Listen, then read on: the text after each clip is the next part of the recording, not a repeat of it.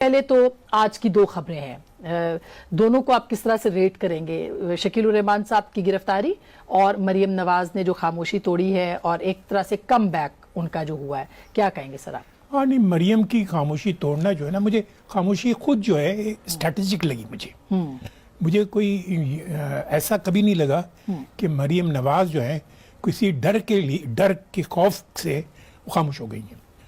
جہاں تک میرا خیال ہے کہ وہ اسٹریٹجک خاموشی تھی، جو انہوں نے ایکسپلین بھی کیا ہے کہ وہ کوئی ایسی سچویشن کریٹ نہیں کرنا چاہتی تھی جس سے ان کے والد صاحب کی جو بیماری ہے اس پہ کوئی نگیٹو امپیکٹ پڑے، اور میرے خیال سے وہ one code accept that argument. اور جہاں تک شکیل الرحمان کی اریسٹ ہے، یہ نیب نے اکاؤنٹیبلٹی کو فارس بنا دیا ہے، جوک بنا دیا، مذاق بنا دیا ہے۔ جہاں تک یعنی اگر آپ دیکھیں کہ ایک تو وہ ایک پرائیویٹ بزنس مین ہے، اگر آپ ان کو وہ بھی بھول جائیں کہ بھئی وہ میڈیا کے اونر ہیں، ایک پرائیویٹ بزنس مین ہے، اور ان کا مینڈیٹ نہیں ہے نیب کا کہ کسی پرائیویٹ بزنس مین کو اس طرح سے ہیراس کریں۔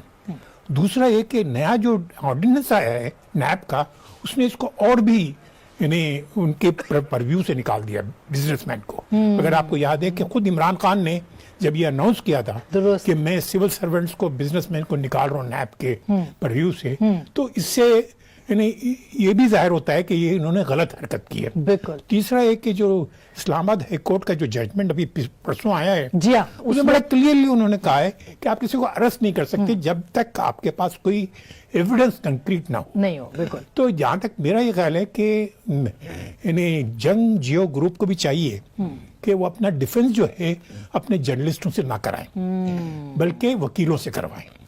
یہ چونکہ میں کہ ان کے جو جرنلسٹ ہیں وہ اس کے علاوہ اور کیا کہیں گے، حالانکہ آرگومنٹس ان کے صحیح ہوں گے لیکن ان کی کریڈیبلٹی یا ان کا جو امپیکٹ ہے وہ نہیں ہوگا جب تک وکیلوں کے ذریعے، فارمر ججز کے ذریعے وہ اپنا کیس جو ہے نا وہ عوام تک پہنچائیں۔ بالکل، وہ ان کے ذریعے سے ان کو آنا چاہیے۔ بخاری صاحب